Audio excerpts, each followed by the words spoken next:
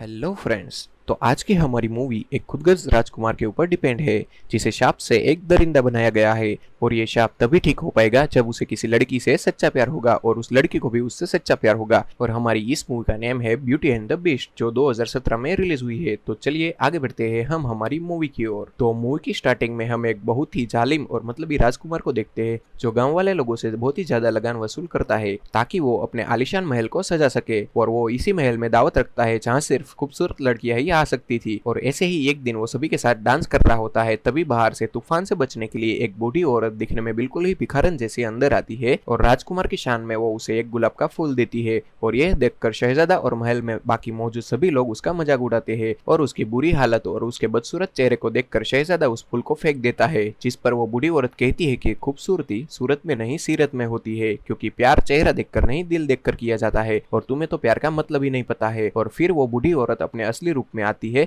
जो कि एक बहुत ही खूबसूरत जादूगरनी थी। ये देखकर शहजादा उससे रहम की भीख मांगने लगता है। उसके अंदर दूसरों के प्रति बिल्कुल भी प्यार नहीं होता है और इसीलिए वो जादूगरनी उसे दरिंदा बना देती है और साथ में महल में मौजूद सारे लोगों पर भी जादू कर देती है। और ऐसे ही वक्त गुजरता जाता है और दिन सालों में बदल जाते हैं, लेकिन शहजादे और उसके लोगों को याद करने वाला कोई नहीं बचता है, क्योंकि जादूगरनी ने उसके चाहने वालों की यादों से उसे मिटा दिया था। और ये सब तभी ठीक हो पाएगा जब गुलाब की आखिरी पंखुड़ी गिरने से पहले किसी लड़की को शहजादे से सच्ची मोहब्बत हो और उस लड़की को शहजादे से मोहब्बत हो। लेकिन अगर आखिरी पंखुड़ी गिरने से पहले ऐसा कुछ नहीं हुआ तो शहजादा हमेशा के लिए दरिंदा बनकर रह जाएगा। अगले सीन में हम बेल नाम की एक लड़की को देखते हैं, जो बहुत ही खूबसूरत और बहुत ही पढ़ी लिखी होती है। वो एक गांव में रह रही होती है जहां उसके अलावा कोई भी पढ़ा लिखा नहीं था। सभी लोग अपना अपना काम करते हैं, लेकिन बेल हमेशा लाइब्रेरी बुक्स पढ़ती रहती है और उसने अपनी लाइब्रेरी में मौजूद सारी किताबें पढ़ ली थी। और आज भी वो किताब लेने जाती है तो लौटते वक्त गाँव के सारे लोग उसका मजाक उड़ाते हैं। और वहीं दूर पहाड़ों में एक योद्धा जिसका नाम गैस्टन होता है, वो उसके साथी लिफू के साथ मिलकर बेल को दूर से देख रहा होता है, क्योंकि वो बेल को बहुत ही पसंद कर रहा होता है, जो कि उसके जैसी लड़की पूरे गांव में कोई नहीं थी। और गांव में दूसरी लड़कियां गैस्टन के आगे पीछे घूमती थी, लेकिन उसे सिर्फ बेल ही पसंद थी। लेकिन बेल उसे जरा भी भाव नहीं देती है। फिर लिफू गैस्टन के साथ मिलकर उसकी झूठी तारीफ कर रहा होता है। फिर बेल अपने घर वापस आ जाती है, जहाँ पर उसके फादर मॉरिस कुछ बना रहे होते हैं। बेल अपने फादर से पूछती है कि क्या मैं सबसे अलग हूँ, तो उसके फादर कहते हैं कि बिल्कुल भी नहीं। तभी बेल ऐसा कहती है कि पूरे गांव के लोग ऐसा कह रहे हैं, लेकिन इस बात पर उसके फादर उसे समझाते हैं कि तुम अपनी मदर पर गए हो, तुम उसकी तरह बिल्कुल ही निडर और बुलंद सोच रखने वाली हो, दूसरों की बातों पर ध्यान मत दो। फिर वो बाजार में जाने के लिए निकल जाते हैं, जहाँ पर हर रोज की तरह बेल उसे एक गुलाब का फूल लाने के लिए बोलती है। फिर उसके जाने के बाद बेल अपनी बुक रीड करने लगती है और फिर कपड़े सुखाने लगती है, जहाँ पर उसके पास एक लड़की आती है, जिसे देखकर बेल भी उसे पढ़ना सिखा रही थी। लेकिन गाँव वाले लोग पहले से ही एक पढ़ी लिखी लड़की से बहुत ही परेशान थे और दूसरे को पढ़ता देखकर वो बेल को सजा देने के लिए बेल के सारे कपड़े फेंक देते हैं। वही गैस्टन यह सब देखकर हीरो बनने के लिए बेल के पास आता है और कहता है कि अगर पढ़ाना ही है तो हमारे बच्चों को पढ़ाओ। लेकिन बेल उसकी बात का मना कर देती है और उसके जाने के बाद वो कहती है कि मैं एक जाहिल की वाइफ कभी नहीं बनूंगी। फिर वो वहां से एक पहाड़ पर चली जाती है और पूरी दुनिया को देखने लगती है, क्योंकि उसे खुले में घूमना बहुत ही अच्छा लगता था और छोटी सी जगह पर कैद रहना उसे बिल्कुल भी अच्छा नहीं लगता था। और ऐसे ही रात हो जाती है। दूसरी ओर बेल के फादर मॉरिस जंगल में जा रहे होते हैं, तभी अचानक बिजली गिरती है और पेड़ टूटने के कारण वहाँ एक रास्ता बन जाता है और वो वहां से आगे बढ़ते हैं, जहाँ पर अचानक ठंड बढ़ने लगती है और चारों ओर बर्फ गिर रही होती है, जैसे एक बिल्कुल ही अलग दुनिया में आ गए हो। और तभी कुछ खूंखार भेड़िए उस पर हमला कर देते हैं और उससे बचने के लिए वो भागकर एक महल की ओर पहुंच जाते हैं, जो बर्फ से ढका हुआ बहुत ही बड़ा महल था। घोड़े को साइड में लगाकर मॉरिस अंदर जाते हैं और वहां के मालिक को पुकार रहे थे, लेकिन कोई जवाब नहीं देता है। फिर वो इधर उधर कुछ देखने लगते हैं। तभी हम वहां पर एक पुरानी घड़ी और कैंडल स्टिक को आपस में बात करते हुए देखते हैं, यानी कि ये वही महल था जहाँ पर शाप से जादूगरनी ने सबको बदल दिया था। मॉरिस ये अजीब सी आवाजों को सुनकर किचन की ओर चले जाते हैं, जहाँ पर पहले से ही कुछ स्वादिष्ट खाना रखा गया था और वहां पर वो खाने लगते हैं। तभी वहां पर एक चाय का कप उसके सामने आ जाता है और बोलने लगता है और इसे बोलता देख मॉरिस बहुत ही डर जाते हैं और वहां से भागने लगते हैं, क्योंकि ये कोई जादुई जगह थी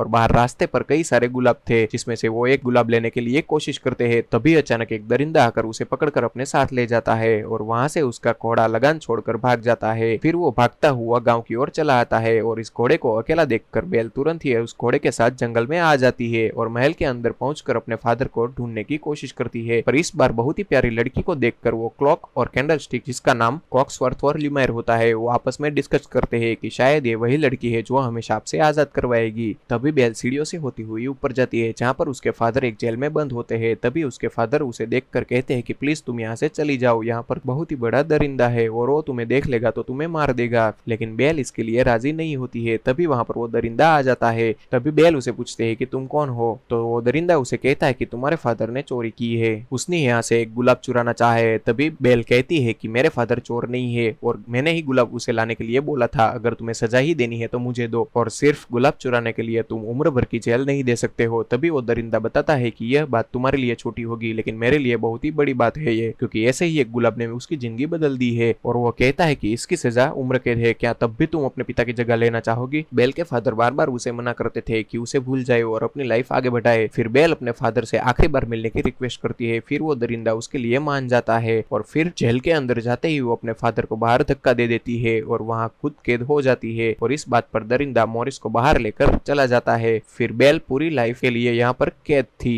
और फिर ऐसे ही कुछ वक्त गुजर जाता है और अचानक ही कोई जेल का दरवाजा खोल देता है। जब बाहर आकर बेल देखती है तो वहां पर कॉक्सवर्थ और ल्यूमायर होते हैं और वो कहते हैं कि दरिंदा यानी कि शहजादे दिल के बुरे नहीं है और तुम्हें वो यहाँ पर कैद भी नहीं रखेंगे, सिर्फ गुस्से में ही उसने ये सब कह दिया है। उन दोनों को देखकर बेल बहुत ही ज्यादा डर जाती है और उसे मारने लगती है। फिर वो दोनों बेल को एक कमरे तक ले जाते हैं और जाते जाते रास्ते में उसे महल की पूरी जानकारी देते जाते हैं, लेकिन बेल को पश्चिमी विभाग में जाने के लिए वो मना कर देते हैं। तभी बेल उसे कहती है कि क्यों, वहां पर ऐसा क्या है, लेकिन वो दोनों बात को वहां पर पलट देते हैं। फिर बेल को उसके आलिशान कमरे तक पहुंचाकर जब तक खाना रेडी नहीं होता तब तक आराम करने के लिए बोलते हैं। और वहां पर एक जादुई झाड़ू भी थी जो कमरे में चारों ओर साफ सफाई कर रही थी और साथ में एक बहुत ही बड़ी चलती फिरती अलमारी होती है जो बेल को राजकुमारी के कपड़े पहना देती है। पर बेल उस कपड़े में से बाहर निकलकर महल के नीचे देखती है और दूसरी तरफ हम देखते हैं कि गैस्टन और गांव के बाकी सारे लोग बातें कर रहे होते हैं। तभी उसका दोस्त लिफू उसे कहता है कि बेल तो तुमसे शादी करना नहीं चाहती है, लेकिन यहाँ पर बहुत सारी लड़कियां हैं जो तुम्हारे लिए तैयार बैठी है, लेकिन गैस्टन को सिर्फ बेल ही चाहिए थी। वो कहता है कि एक माहिर शिकारी कभी खरगोश का शिकार नहीं करता है, वो आखिर तक अपने शिकार का इंतजार करता है। फिर अचानक वहां पर मॉरिस आ जाता है और वो अपनी बेटी को बचाने के लिए सबसे मदद मांगने लगता है और वो कहता है कि बेल को एक दरिंदे ने महल में कैद कर दिया है जो जंगल से होते हुए बर्फीली जगह पर आता है। यह सुनकर सारे लोग उसका मजाक उड़ाने लगते हैं और कहते हैं कि जून के महीने में बर्फ कैसे आ सकती है। मॉरिस सबसे बहुत ही रिक्वेस्ट कर रहे थे और उसे इम्प्रेस करने के लिए गैस्टन उसके साथ चला जाता है। वहाँ दूसरी ओर महल में बोलती हुई टीपॉट और कप भी आते हैं जो कि पहले माँ और बेटे थे, लेकिन जादू से वो दोनों ऐसे हो गए थे। अब वह बेल के लिए चाय बना रहे थे, लेकिन वो दरिंदा कैदी के लिए पकवान बनता देख के गुस्सा हो जाता है। वहीं पर कॉक्सवर्थ और ल्यूमायर उसे समझाते हैं कि अगर आप चाहते हैं कि हम सब पहले जैसे हो जाए तो आपको इस लड़की को एक मौका देना चाहिए। तभी वो दरिंदा कहता है कि वो एक चोर की बेटी है और वो भी एक चोर ही होगी, लेकिन टीपॉट उसे समझाती है कि ऐसा जरूरी नहीं है कि पिता की बुराइयां बेटी में होगी। और सभी के फोर्स करने पर वो बीस्ट यानी कि वो दरिंदा बेल के दरवाजे पर नॉक करता है और उसे खाना खाने के लिए बुलाता है, लेकिन अंदर बेल कपड़ों की रस्सी बनाकर वहां से भागने का रास्ता ढूंढ रही होती है। तभी बेल उसे कहती है कि पहले तुमने मुझे यहाँ पर कैद किया और अब मेरे साथ खाना खाना चाहते हो, इससे अच्छा है कि मैं भूखी ही मर जाऊं। और वो बीस्ट ये सब सुनकर उसे कहता है कि अब तुम यहाँ पर हमेशा के लिए कैद रहोगी और तुम्हें कोई भी खाना नहीं देगा। फिर वो महल के पश्चिमी हिस्से की ओर चला जाता है जहाँ पर वही जादुई गुलाब था जिसमें से एक पंखुड़ी टूटकर गिर जाती है, यानी कि उसके पास बहुत ही कम समय था। फिर टीपॉट और कप बेल के पास आते हैं उसे खाने पर ले जाने के लिए। तभी बेल उसे पूछती है कि बीस्ट ने तो मना किया है, तो दोनों कहते हैं कि ऐसा जरूरी नहीं है कि गुस्से में कई हर बात सच हो, और वो दोनों उसकी तारीफ कर रहे थे कि उसके पिता के लिए उसने ये सब किया। फिर सभी लोग बेल के खाने का इंतजाम करने के लिए बहुत ही अच्छी तरह से डिनर टेबल को सजाते हैं और उसके सामने बहुत ही शानदार खाना पेश किया जाता है और उसे यादगार बनाने के लिए ल्यूमायर गाना भी पेश करता है और जिससे बेल बहुत ही खुश हो जाती है। और खाने के बाद टीपॉट से पूछती है कि तुम सब मेरी इतनी खातिरदारी क्यों कर रहे हो, तुम सब भी तो मेरी तरह यहाँ पर कैद ही हो, तो यहाँ से भागने की कोशिश क्यों नहीं कर रहे हो। तो टीपॉट कहती है कि हुजूर इतने भी बुरे नहीं है, वो एक शहजादे है, आई मीन उसके पास शहजादे जैसा दिल है, क्योंकि उनमें से कोई भी बेल को यह बात रिवील नहीं कर सकता था कि बीस्ट एक राजकुमार है, क्योंकि सच्चा प्यार असलियत को जाने बिना ही हो सकता है। और उसके बात करने के बाद बेल छिपकर वहां से पश्चिमी विभाग की ओर चली जाती है जहां पर उसे वो गुलाब दिखता है और उसे छूने की कोशिश करती है। तभी वहां पर वो बीस्ट आ जाता है और उस पर गुस्सा करता है और उसे वहां से भगा देता है और उसकी नाराजगी को देखकर बेल तुरंत ही वहां से भागने लगती है और घोड़े पर बैठकर अपने घर की ओर भागने लगती है। और यह सब देखकर महल के सभी लोग दुखी हो जाते हैं क्योंकि उसके ठीक होने की आखिरी उम्मीद चली गई थी। फिर दूसरी तरफ जंगल में आगे बढ़ते ही बेल और उसके घोड़े पर भेड़ियों का झुंड हमला कर देता है। तभी वहां पर वो बीस्ट आकर सारे भेड़ियों से मुकाबला करके उसको भगा देता है और मुकाबले के दौरान वो घायल हो जाता है। फिर बेल वहां से जाने की कोशिश करती है, लेकिन इमोशन में आकर वो बीस्ट को वापस महल पर ले आती है और उसका इलाज करती है। दूसरी तरफ गैस्टन और मॉरिस जंगल के उस हिस्से तक आ जाते हैं जहां पर महल तक जाने का कोई रास्ता नहीं मिलता है। फिर गैस्टन को मॉरिस पर बिल्कुल भी यकीन नहीं आ रहा था। उसे कहता है कि चलिए घर चलिए, बेल वहीं पर होगी। पर मॉरिस समझ चुके थे कि इसे बस मेरी बेटी से शादी करनी है, इसलिए यहाँ तक आया है और वो उसे साफ इनकार कर देते हैं कि बेल से शादी करने का तुम्हारा ख्वाब कभी पूरा नहीं होगा। तभी गैस्टन उसे एक पेड़ से रस्सी की मदद से बांध देता है ताकि रात में भेड़िया आकर उसे मार दे और फिर बेल भी उसकी हो जाएगी। दूसरी ओर महल में बेल बीस्ट का इलाज कर रही होती है और फिर उस दोनों के बीच में बहस हो जाती है। उसके बाद बीस्ट सो जाता है और उसके सोने के बाद सभी लोग उसके हुजूर को बचाने के लिए बेल का शुक्रिया अदा करते हैं। पर बेल सबसे पूछती है कि तुम लोग उसकी इतनी फिक्र क्यों करते हो। तभी वो लोग उसे बताते हैं कि उसके माँ के मरने के बाद उसके पिता ने उसे अपनी तरह बना दिया और उस वक्त हम कुछ भी नहीं कर पाए। तभी हमें दिखाई जाता कि शहजादे सच में बुरे नहीं थे, बल्कि उसका नेचर उसके पिता की वजह से हो गया था। फिर वो लोग बेल को यह भी बताते हैं कि गुलाब की आखिरी पंखुड़ी टूटते ही ये सब बेजान हो जाएंगे। तभी बेल उसे कहती है कि क्या मैं इसमें कुछ कर सकती हूँ, लेकिन वो लोग उसके बारे में उसे कुछ भी नहीं बताते हैं क्योंकि उसे कुछ मांगने की नहीं बल्कि सच्चे प्यार की जरूरत थी। दूसरे सीन में हम देखते हैं कि जंगल में अगेथा नाम की लेडी मॉरिस को बचा लेती है और उसे अपने घर ले जाती है और उसका इलाज कर देती है।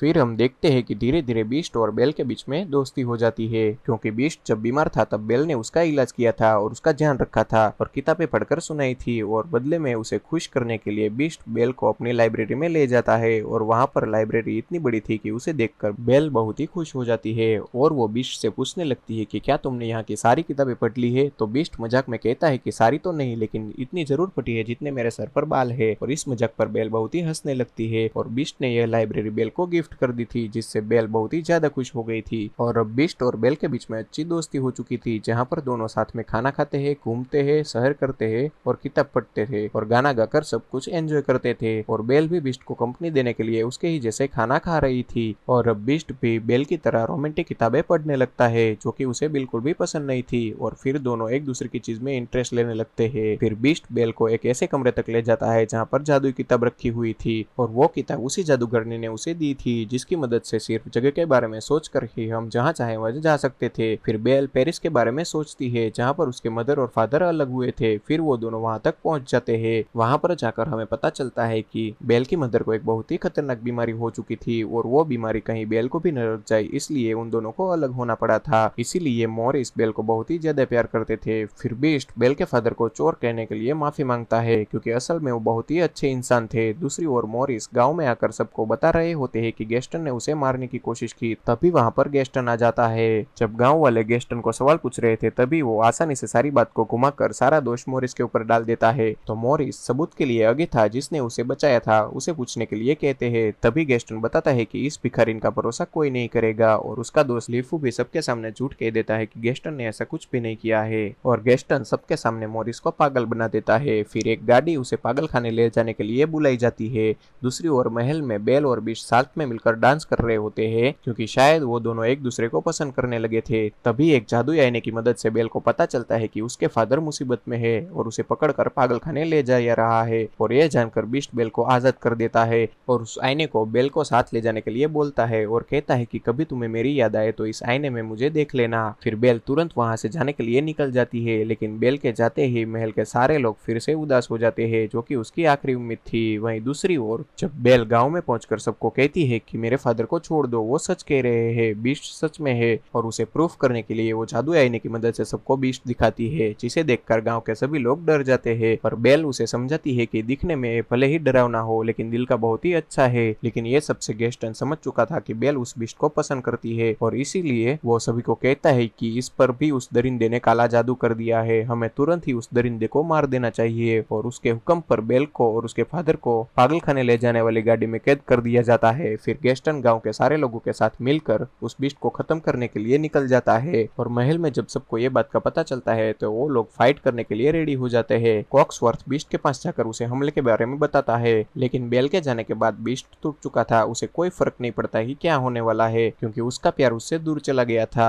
और वहीं पर गांव वाले और महल के लोगों के बीच में फाइट हो जाती है और महल के लोग गांव वाले लोगों को आसानी से हरा देते हैं। फिर जब लिफू को चोट आती है तो वो गैस्टन को मदद के लिए बुलाता है, लेकिन गैस्टन उसकी परवाह किए बिना बीस्ट को मारने के लिए चला जाता है। दूसरी तरफ बेल किसी भी तरह अपने फादर की मदद से वहां से निकल जाती है और बीस्ट को बचाने के लिए महल की ओर चली आती है। फिर हम देखते हैं कि गैस्टन बीस्ट के ऊपर गोली चला देता है और वो महल से नीचे गिरने लगता है, जिसे देखकर बेल बीस्ट को अपनी ओर बुलाने के लिए आवाज लगाती है और फिर बीस्ट खुद गैस्टन को पकड़ लेता है, लेकिन उसे मारता नहीं है और इंसानियत के लिए उसे छोड़ देता है। लेकिन गैस्टन ऐसा नहीं था, वो जैसे ही उसके चंगुल में से बाहर निकलता है तो फिर से उसके ऊपर गोली चला देता है और एक ब्रिज के टूटने की वजह से गैस्टन ऊंचाई से नीचे गिरकर मर जाता है। और फिर हम देखते हैं कि वो जादुई गुलाब की आखिरी पंखुड़ी भी गिर चुकी थी और उसके साथ महल के सारे लोग धीरे धीरे बेजुबान बन रहे थे। और फिर गोली लगने की वजह से बीस्ट भी मर चुका था और फिर बेल उसकी मौत पर बहुत ही ज्यादा दुखी होती है और रोने लगती है और कहती है कि प्लीज बीस्ट उठ जाओ, मैं तुमसे बहुत ही प्यार करती हूँ। और ऐसा होते ही जादूगरनी ने दिया हुआ वो शाप खत्म हो जाता है और पूरा महल, वहाँ के लोग और वो बीस्ट भी धीरे धीरे पहले जैसे बन जाते हैं। और अब वो बीस्ट भी शहजादा बन चुका था और गांव वाले लोगों को सब कुछ याद आ जाता है कि महल में जो लोग हैं उसके अपने ही है और वो आगे था जो गांव की भिखारन थी वो हकीकत में वही जादूगरनी होती है जिसने सब कुछ ठीक कर दिया था।